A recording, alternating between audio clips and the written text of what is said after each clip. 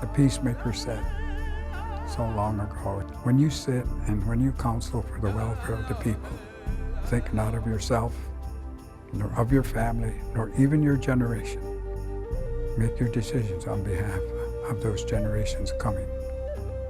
Layer on layer, each waiting their time. Defend them up to the 7th generation. It behooves societies around the world in general pay attention to indigenous people, because we do have the long-term perspective. We do have knowledge. And probably above all of that, we have common sense.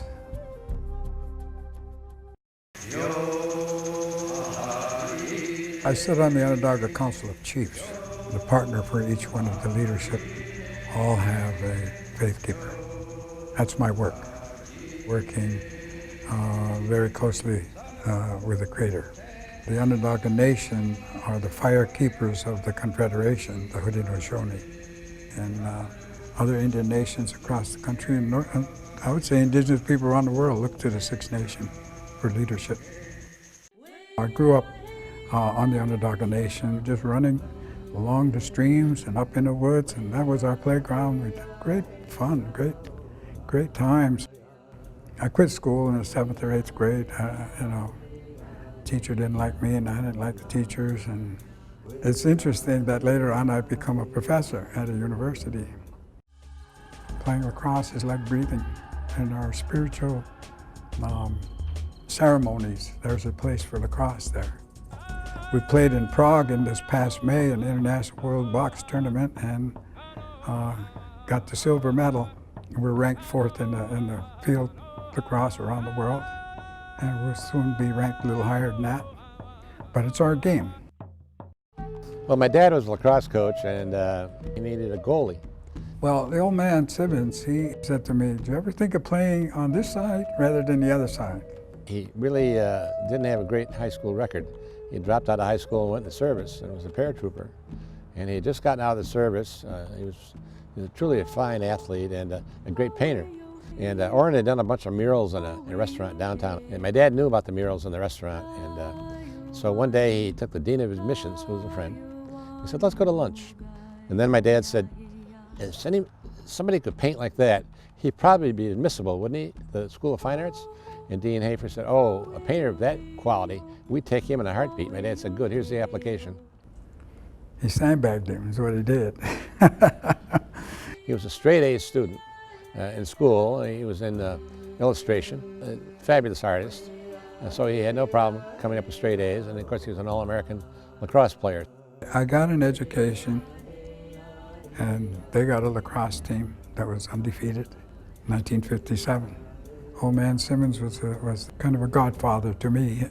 The associations I made at that time are still there. They're still going. Eventually, I did get a job and began working for Norcross greeting cards in New York. It gave me a great insight into the American psyche, because I was still very closely in touch with home here, home base.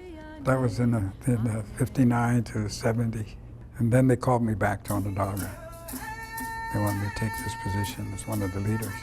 What I did bring was my ability to know people and to move in the outer world. That's what I had. We've been working at the United Nations level. I was one of the leaders that took that group over to Geneva in 1977. And it took us until 2007, finally, the Declaration of the Rights of Indigenous Peoples. The leadership that you have here at Syracuse University right now with Nancy Candler, are the best in the country. And all of a sudden here comes Chancellor saying I would then make the opportunity for any of the Onondaga people who can pass the entrance exam to come tuition free and room and board. That's going to change the face of Six Nations. Well, Oren makes sure that he lets us students know that you can still be a Haudenosaunee person in this great, big, wider world. And when you leave the reservation, when you leave your home community, you take that with you wherever you go, because that's who you are. And I think that probably global warming is what's going to break the economies of the world. And this is a crisis that will determine whether we're going to survive or not. That's become my number one priority. Our greenhouse, Plantagon, is recognized as the number one innovation in the world 2 years ago in international competition, number one. And so we're preparing now to build in Singapore, Shanghai. You're going to need it, and why shouldn't we be the leader? I'm very anxious to get on with that. Oren Lyons has daily deepened my trust in the human family. When we talked about Wounded Knee and all the things that we all did to help with the American Indian movement, Oren Lyons was on the point. I have a great trust in the human heart and human spirit because of Oren. Navigating two worlds is something that people like Oren have helped us understand how to do. And for him to get this award from Syracuse University is just another, pardon the pun, another feather in his cap. We have a lot, because we've kept our culture and spirit still here.